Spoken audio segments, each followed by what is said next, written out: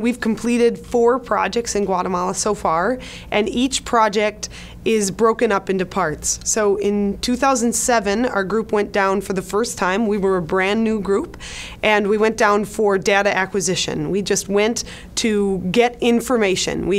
And let me be more specific, because it sounds like we just go there and find people to talk to. We work with a nonprofit group in Guatemala called Agua para la Salud, Water for Health. That nonprofit employs 3 circuit riders.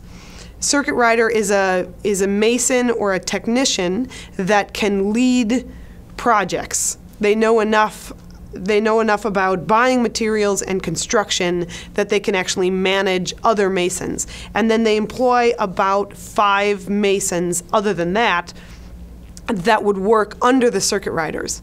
Of those 7 projects, we did land surveying of each one to figure out, they were all different projects, but we were specifically looking for water distribution projects.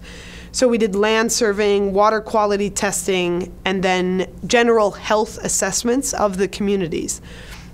So we had meetings with community leaders and being made up of men and women to get a really good idea of the needs of the area. So then we came home, and we had basically decided to work on a project in a village called K-Chip.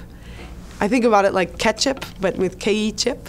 And it's fun, because if you looked at it, it would look like a different word. And just hearing Ixil, it sounds so different than Spanish and so different than English. It's unbelievable. It's very, very native dialect. And so, so we did a design for K-Chip, which was a simple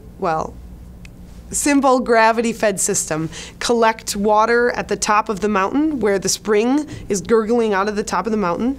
We would build a concrete box around it and connect pipe into that PVC pipe into the side of that box, let the water drain through the PVC pipe, down a hill, up a hill, into a large holding tank that we called a distribution tank. That is approximately 10 cubic meters. And then another PVC pipe brings that to the individual homes. And it's kind of like branches, ramales they're called. So that was in 2008. And one of the most unforgettable moments was, for me, in 2008, going to that village, was sitting down with all the village leaders, arriving to the village. It'd been a year, almost to the day. We sat down with all the leaders, and they said, we said, here is a drawing of the system we're going to help you build. We were very excited, really almost too proud, probably. And they said, they had all this chatter, chatter, chatter.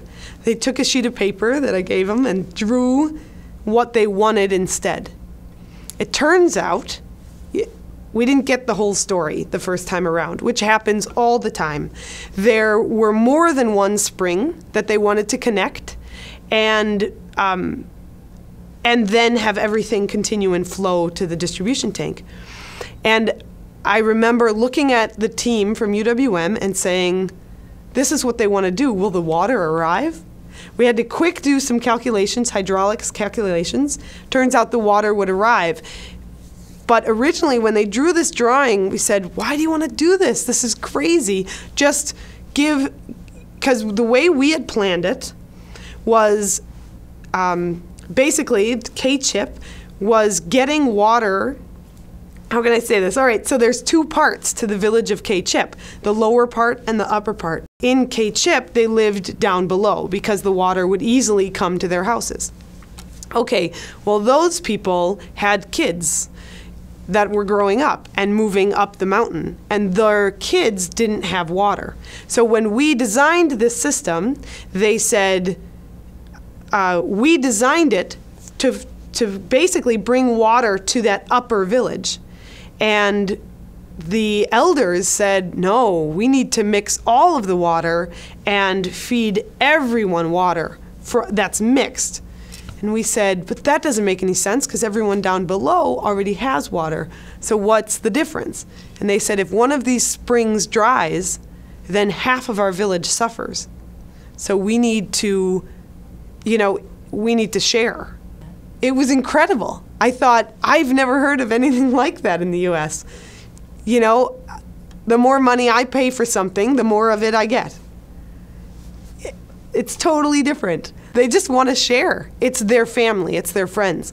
From then on, we worked, the next year we worked in a small village, or no, we went back to K-Chip and built a hand washing station for the school, latrines for the school, and then actually completed the home distribution for the upper part, the village, in 2010, so that's 2008, 2009.